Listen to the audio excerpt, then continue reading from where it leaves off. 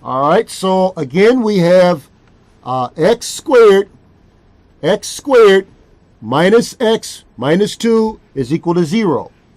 All right, x squared minus x minus 2 is equal to 0. Let's use the factoring method, and then let's skip the quadratic formula. We want to show you where that came from. I'm looking forward to getting into that right away. All right, so factoring method, you set up two binomials, and you put an x here, two terms multiplied together give you x squared. Two terms multiplied together give you x squared, and now you need two numbers multiplied together to give you a negative 2. You need a negative 2 and a positive 1. Those two numbers multiplied together give you a negative 2, and when you check it, you get negative 1. All right, so you set that equal to 0. X minus 2 is 0.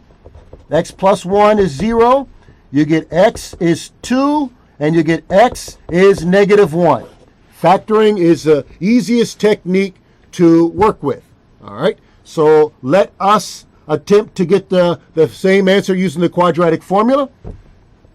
X is negative b plus or minus the square root b squared minus 4ac all over 2a. You get x is a negative of b. Our b here is negative 1. Negative of negative 1 plus or minus the square root of b squared minus 4a. Let's substitute now. We get b squared, so that's negative 1 squared minus 4 times 1 times c, which is a negative 2, all over 2 times 1.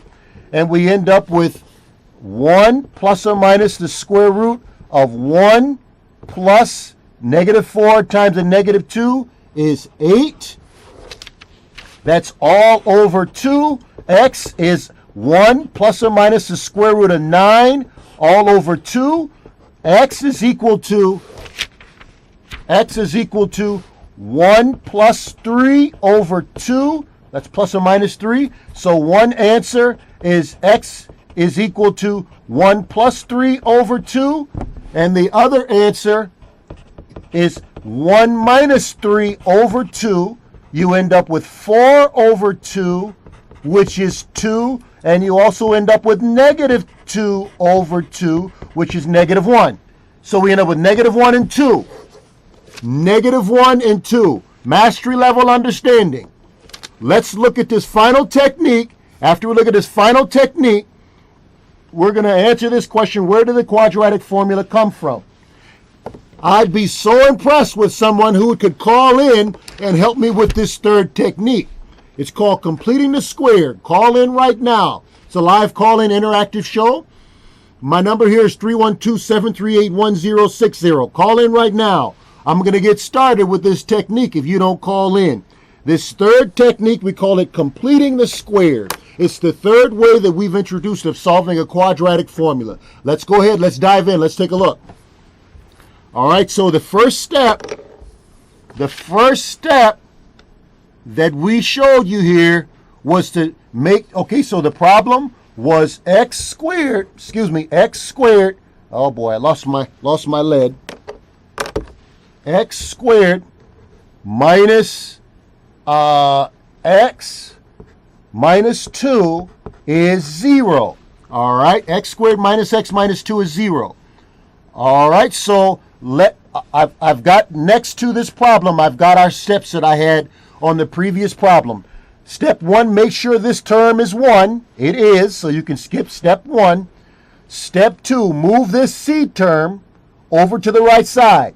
So we got x squared minus x, leave a space, okay, is equal to 2. I added 2 on both sides. Now I'm going to take half the b term and square it. I'm going to take half of the negative 1 and square it. Can anyone call in and tell me what half of negative 1 is? Call in right now.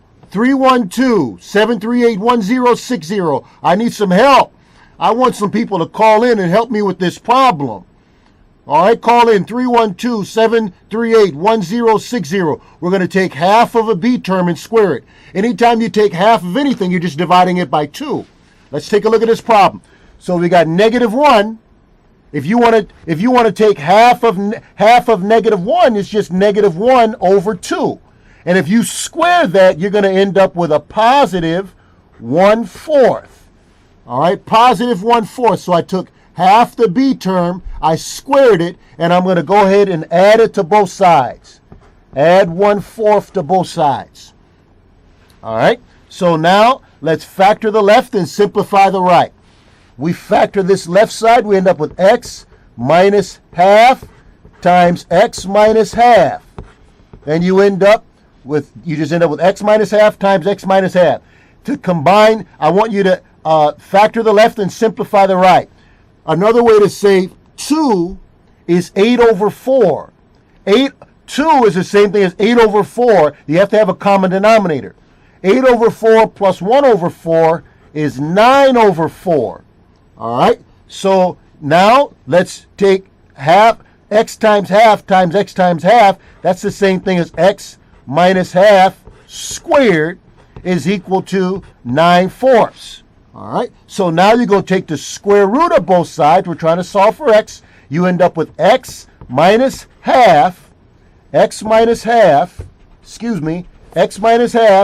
is equal to plus or minus 3 halves. I took the square root of the top and the bottom. I'm solving for x. I get I add half to both sides. I end up with half plus or minus 3 halves. Half plus or minus 3 halves. Now you have to add these and subtract these. So one answer is 1/2 plus 3 halves. The other answer is 1/2 minus 3 halves. All right. So now what you end up with is 1 plus 3, which is 4 over 2, which is 2. And you end up with 1 minus 3, which is -2 over 2, which is -1. So we got 2 -1, 2 -1, 2 -1, 2 -1. Mastery level understanding. And this is what we're trying to encourage our students to do.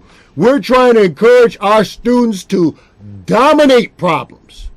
See, this is a long way from, teacher, I had problems with my homework. We're a long way from that now.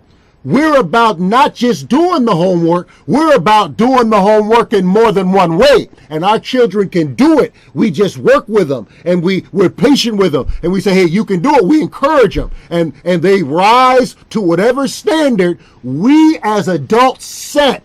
Whatever we are able to communicate to them and whatever we demand from them, they can do it. And we encourage them. We say, you can do it. And we don't let them quit. And we find that our students rise to that standard. So I'm happy. Our students dominate math. They dominate English. They dominate science. They dominate whatever we give them an opportunity to dominate. Isn't that wonderful?